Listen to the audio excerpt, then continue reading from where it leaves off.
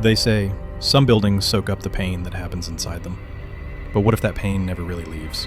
What if it's still there, echoing in the halls, just waiting for someone to finally listen?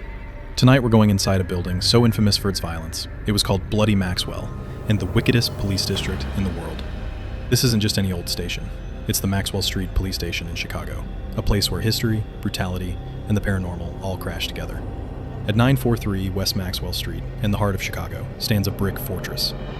Built back in 1888, its walls are a massive 3 feet thick at the base, made to contain the chaos of a city that was exploding with crime and desperation. This is the old 7th District Police Station, a building that's seen more than a century of human misery. It's held some of the city's most legendary criminals, even guys linked to Al Capone. But the stories that stick to this building aren't just about the living, they're about the dead. For decades, officers, visitors, and ghost hunters have reported chilling encounters, disembodied screams from empty cells, shadowy figures in the hallways, and that constant, creepy feeling of being watched. Many people are convinced this is the most haunted police station in America. And tonight, we're going to find out why. To get the ghosts of Maxwell Street, you first have to understand its brutal history. The station was put up in 1888 as a direct response to the absolute chaos on Chicago's near west side. After the Great Chicago Fire of 1871, the city's population blew up, and this neighborhood became a crowded, poor, and desperate mix of immigrant communities. Where there's poverty, there's desperation, and that almost always leads to crime. The district earned its nickname Bloody Maxwell for a damn good reason. It was a hotbed of riots, vice, and nonstop violence. The police force back then, mostly Irish and German immigrants, often clashed with the newer Italian and Jewish communities, which led to a lot of mistrust and brutality. Then came Prohibition, and the station found itself at the very center of gangland wars, with mobsters like the Jenner brothers brewing illegal liquor just blocks away. The cops here weren't just fighting crime. Many were part of a corrupt system, taking payoffs and dishing out their own brand of violence. This place wasn't just a police station. It was a warehouse for human suffering. The cells were tiny, the conditions were awful, and the air was thick with anger and fear. The basement was especially feared, known as the dungeon, a place where, according to legend, many prisoners were taken and never seen again.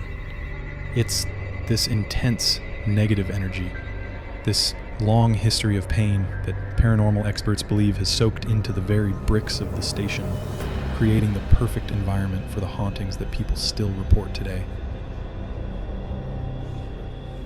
The most common paranormal claims at Maxwell Street are sounds. For years, long after the main cell blocks were no longer in use, officers and staff have reported hearing things they just can't explain. Imagine you're working the late shift, the whole building is dead quiet, and suddenly you hear a woman. Or a man. In pain from the supposedly empty basement. And these aren't just one-off events. There are tons of stories of officers hearing their own names called out by a voice from nowhere, or the sharp chilling of cell bars when nobody is there. One of the most disturbing stories comes from an officer working late one night. He glanced over at a locked holding cell and saw the clear outline of a man standing inside. He figured a prisoner had been transferred without him being told, so he walked over to check. But just seconds later, when he got to the cell, it was completely empty. The door was still securely locked. There wasn't a single record of a prisoner being there, and no possible way anyone could have gotten in or out. It was as if a ghost from the station's past had just shown up for a moment, a leftover echo of an inmate still doing his time. These kinds of experiences got so common, they became a mix of a spooky game and genuine fear for the officers working here. Some would dare each other to go down into the basement alone, but for others, it was no joke. The constant, unnerving activity was too much to handle, and some officers reportedly quit, unable to deal with sharing their shifts with a building full of ghosts. We're now standing outside the imposing Romanesque facade of the Maxwell Street station. Even from the street, you can feel the history weighing on this place. It honestly looks more like a medieval fortress than a police station, like it's guarding 1,000 dark secrets.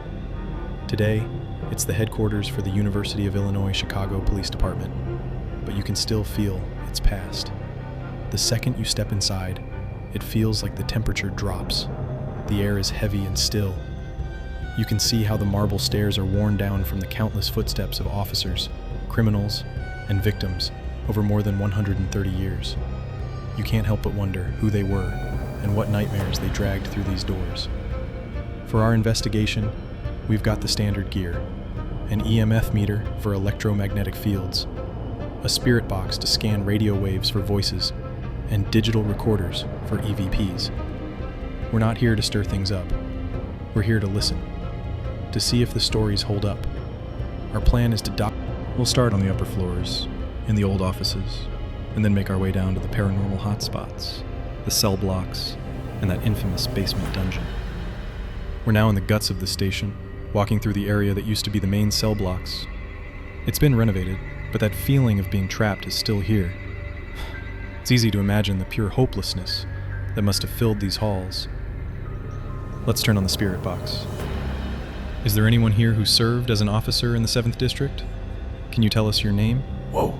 Getting a big spike on the EMF meter right here, by this last cell. It's jumping from a baseline of 0.5 to over a 5. That's a huge jump. Is there a prisoner here who wants to talk?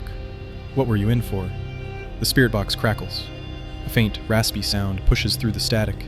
It sounds like a whisper. Help! Did you hear that? It really sounded like help. The air here feels different. It's heavier, colder. Let's head down to the basement. Officers have always said that whatever haunts this building, it's strongest down there. We're now heading down the stairs into the basement.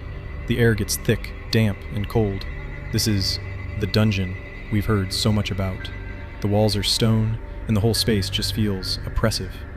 This is where the most brutal treatment of prisoners supposedly happened. Legends say this was a place of torture, a place people came into, but never left. The feeling down here is just dark. It's a deep sadness mixed with something much angrier. We're going to try another EVP session. Are the souls of those who died here still trapped in this basement? If you were a prisoner here, what do you want us to know? What happened to you? We'll stay quiet for a few moments and let the recorder run. The silence itself feels loud, like it's charged with something we can't see. It's easy to see why officers refuse to come down here alone. You do not feel like you are by yourself. Not for a second. The hauntings at Maxwell Street aren't just limited to strange noises. One of its most well-known ghosts is a woman dressed in old, turn-of-the-century black clothing. She's been spotted by both cops and civilians, silently walking the hallways before she just vanishes. Nobody knows who she might have been. Maybe a grieving wife or mother of a prisoner, forever trapped here, searching for someone she lost. Despite its dark reputation, or maybe because of it, the Maxwell Street station became a pop culture landmark. Its gritty, authentic look was chosen for the exterior shots of the precinct in the classic 1980s TV show Hill Street Blues. More recently, it's been used for filming the hit series Chicago PD. It's a strange thought, isn't it? A building with such a real, violent history now serves as a set for fictional police dramas. The station was added to the National Register of Historic Places in 1996, making sure it will be preserved, not just as a building, but as a piece.